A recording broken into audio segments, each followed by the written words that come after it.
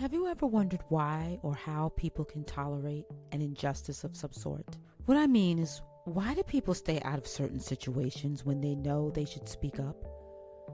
At what point should they do the right thing?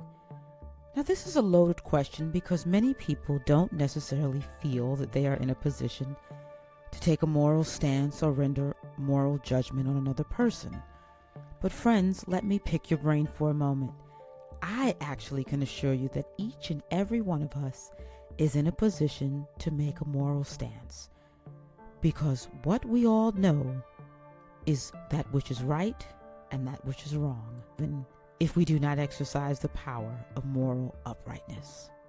And this implies that those who commit the most heinous actions know that they are in the wrong, but that doesn't stop them because they justify their action. I want to use a highly charged case that has garnered national attention, and that is the case of Daniel Penny.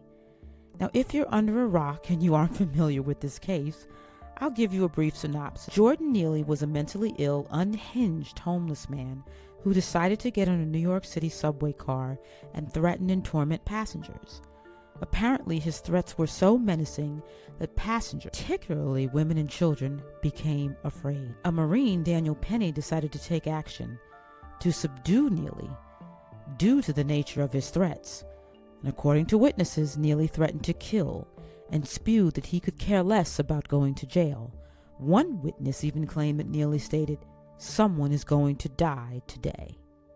Penny, a trained Marine, decided to take down Neely in a chokehold, but he was not alone in his decision to do so. Other men in the car also restrained Neely. Now, I would assume that they too must have believed that Neely was a credible threat to everyone. But was he? Friends, that is the prevailing question. That is the question which ignited a firestorm and also divided the nation on policy, race, and ethics. Those who live in the New York City area can relate and understand that there is a serious mental health crisis that is plaguing thousands. Many mentally ill people are on the streets, some are violent, and are a danger to themselves. And these individuals frequently are in the subway stations and are on the trains. They sleep, eat, urinate, defecate, and some even harass passengers on a daily basis. I'm sure you've even heard stories about riders being pushed off of platforms and onto the tracks. Well, friends, these stories are real and have caused New Yorkers to be on edge. And those who don't live in the city and ride public transit really have no idea. Which brings me to an important point. It's challenging to come to conclusions about what is right and wrong without lived experience. If you're not riding public transit, if you're not in the subway station, you really don't know what's happening. And you couldn't possibly understand why Daniel Penny made the decision that he did. So if we look at the current judicial system, what happens is the judge renders a verdict based on a case being presented by the legal counsel. And in this case, everything was rendered based on Daniel Penny and what his decisions were. Because for those of you who don't know, and I'm sure many of you do know, Neely did die as a result of this chokehold. Now, this case is not decided on subjective. And what happens is, and as you all know, facts and evidence are presented to everyday citizens, and these citizens are called jurors. But in the case of Penny, even though the facts were presented, there was still the question of whether or not he deserved to be acquitted, because that was the end result. He was acquitted. After all, people said he killed an unarmed, mentally ill man. Friends, I shudder at the fact that his race was entered into the conversation because I personally do not believe that race was a factor. But I suppose it is a factor if you are a person who believes that most white people are out to kill black people for sport. So naturally, I'm always thinking, and I thought about this deeply, and I wondered, what causes us to ignore facts and render judgments with no basis rooted in fact? We can deduce this by understanding that fact-finding must first be anchored in reality. If we can comprehend reality, it is only then that we can come to ascertain truth from falsehood. Friends, reality is a contentious topic, and it's very difficult to explain, but it's important to know that no judgments can be rendered without a comprehension of reality. And this reality that I'm speaking of is of the human heart, and all of us possess a heart. That is our center, and it is the origin of our thoughts, feelings, and desires. Therefore, in order to assess the actions of men, we would need to know the source of their actions. We would need to know what lies in their heart. And we would also need to agree that as a man thinketh in his heart, so is he. If we cannot come to a general consensus about what is what, there will be no possible way that we can render proper moral judgment. And as it stands, some people derive their judgments based on skewed beliefs that are not necessarily fact-based. You see, moments ago I said that the reason some people believe that Penny should not have been acquitted is because he's a white man who killed a black man for apparently no reason at all. And it was frequently argued in the media that Neely was a homeless man, desperate and in need of food. But the facts tell a different story. Subway riders who were on the train at the time of the killing said that Neely was threatening, combative, and aggressive. They all said that he was willing to go to jail and that he was willing to either die or kill. Those are terrorizing and menacing threats that Penny and others took very seriously. Now, friends, I have a question. Why won't those who advocate for Neely acknowledge that he was behaving like that? And surely there must have been a reason for it. There's a reason for everything.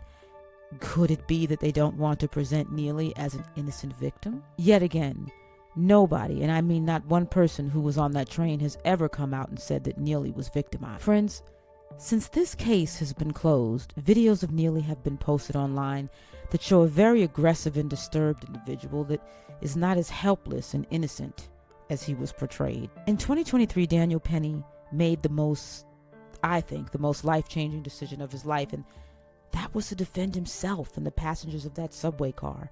And he did so without thinking too long or hard. He took action because he saw that nobody else would. And I've thought about whether he intended on taking a black man's life that day, and I've also thought about what it took to do what he did. Friends, there will be instances in our life that may require us to step up and do what we know is right. How do we find the inner courage to do it in the face of fear? The fact is, nowadays, most people are afraid to do what is right because we're not living in a society that encourages right action. Instead, we're told not to be vigilantes and to allow the judicial process to unfold. But I'm sure most of us have no qualms about it. But in the case of Penny, he didn't have that option. Those who live in New York City know that there is no real law enforcement when it comes to the mentally ill. Mentally ill people are free to roam, free to antagonize and terrorize everyday citizens. And friends, that is what they do. They do it in the streets, in public spaces, and in subway stations and on trains. Yes, you can call law enforcement, but everyone in New York knows that it's a waste of time because the policies enacted protect not the public, but the homeless and mentally ill.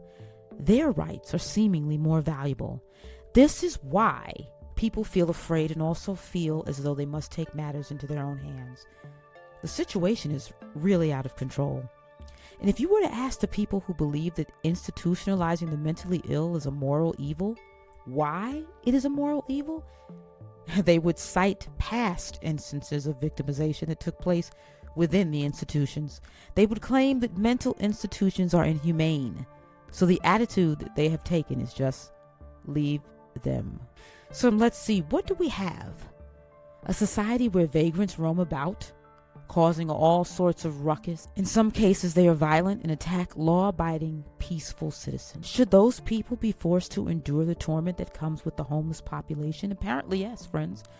That is why it is deemed criminal to take it upon oneself to do anything about it. Daniel Penny was one of the few men who stepped up to do anything about it, and yet he's been vilified for it. He's been called the racist killer for trying to defend women and children on a New York City subway.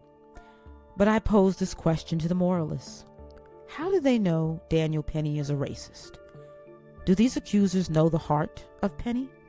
They're judging Penny by the color of her skin, because I said the underlying belief is that all white people are inherently racist, which, by the way, is absurd. But we have to discuss this because in order to comprehend this, we need to know their psychology. And friends, I'm not going to get into all of that right now.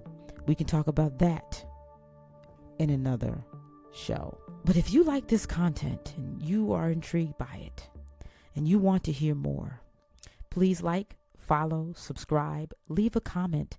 Everything is greatly appreciated. The time is now.